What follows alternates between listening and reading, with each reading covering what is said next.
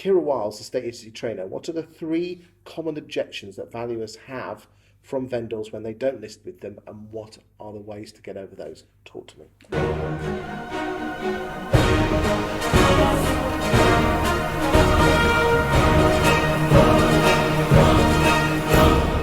Okay. What do you think is the biggest one, Chris? Biggest one? Fee. Absolutely. So we're going to save fees to last. I'll Okay. give you a couple that we do face. So one of the main ones, people like to use the estate agent they bought the house through originally, which seems mad. I don't know if they think they've still got the photographs and it'll be the same, or but they had such a great experience. So there's one question you're going to ask back to them, which not in every case, but most of the time works. So you're going to be saying, when you bought the house, did you get a good deal? And they're going to say, yes, we got it £10,000 under asking price because it had been on the market for a while. Bingo. So why is that good for you? Because, of course, when someone's selling a property, do they want to accept 10 grand under? And do they want the house on the market for 3 months? That's a good one. Cracking one question, did you get a good deal when you bought the house? Cracking line. Okay. Your next one, you have your people who are buying a property. Okay, so they want to keep all their eggs in one basket, I suppose. So they want to put the house on the market with ex-agent because they're going to be buying a property. You've got to look at a little bit of conflict of interest here. So the idea of an estate agent is to get the best price possible. Okay, so when they're buying a property, they're going to be paying the best price possible for the one they're buying. But because ex-agent has got that property on the market and is dependent on selling this one, is that agent going to really look for the best price on this property? If they can get 2 sales quickly for the... Got to be really careful with that, haven't you? Well, yeah, but... It's true though, isn't it? It is very true. And also, so the way you kind of got to spell it out to your client is that if you put the property on with me, not only will I get you the best price in the best time scale for your property, but I will also help you purchase through X estates. So I will get that one I negotiate for a living, so I'll be able to get that money off that one for you with all my knowledge, my expertise and everything I do. But equally I'll get the most for your property, so I'm saving you money and getting you money. Love that. Do you? Love that. What's the come on, fees? Fees. Fees is a minefield, isn't it? It's something we're facing more and more. Fees seem to be going down. I think it's the only industry, actually, don't quote me on this, but I think it's one of the only industries fees are going down, getting lower and lower, aren't they? Peter Knight from the Property Academy, who's a friend of mine, he showed me every year they have this home movers survey. Yeah. It's been doing now for 15 or 16 years. So that started in 03, 04, somewhere around, 05, somewhere around there. And fees have been on a steady decline since then. This is interesting. Purple Bricks only came around in 2014. So the slide has been happening a long time before Purple Bricks came on. It's strange though, isn't it? Because in every other industry, generally, everything's just going up and up and up.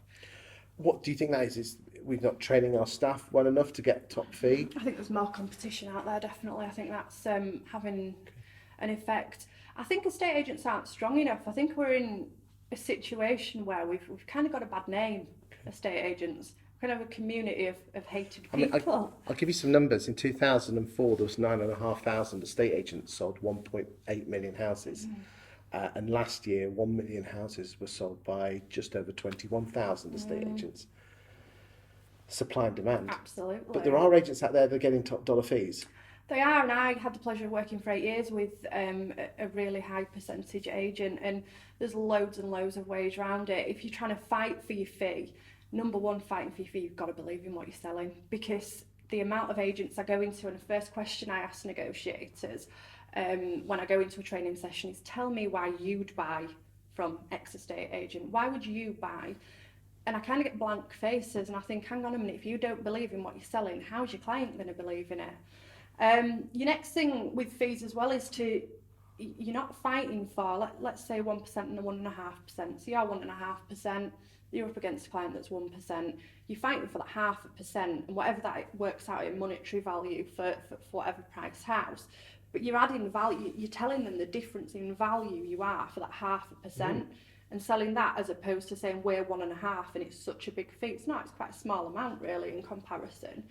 I mean, it's the same reason why an Audi A3 is £3 more than a Volkswagen Golf and is £3 more than a Skoda Absolutely. Fabia. It is the same car with a different badge on. It's just that people are prepared to pay more Absolutely. for the Audi. But it's about that £3,000. What extra are you getting for that £3,000? Well, it's interesting because fundamentally, just a badge. But yeah, but exactly. Do people go for the badge? People do, of course they do. So so is that the next job to create the value, the valuer's job, or everyone's It job? depends. And I kind of changed my mind in this, Chris, to be honest. So we have valuers that chase their own valuations. I mean, ideally, you close the deal there and then, don't you? That's the winner. But if you don't, you're following up on valuations. Whether your negotiators do that or your valuers do that, I suppose is up to the company. What do you think is the I best? think a bit of both.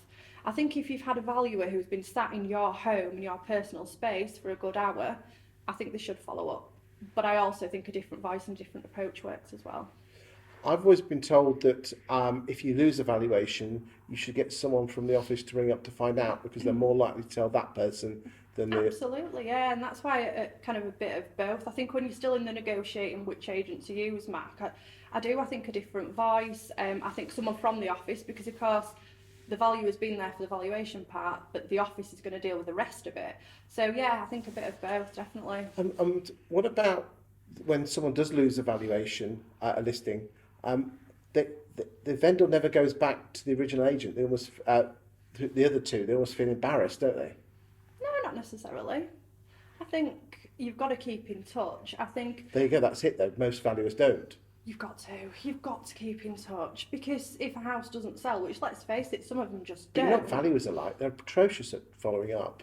Not always, but again, is that a job of a negotiator? Maybe if a valuer's out there to get the business, he's gone, he's followed up once or twice, I assume, in order to have lost it and know that he's lost it. Okay.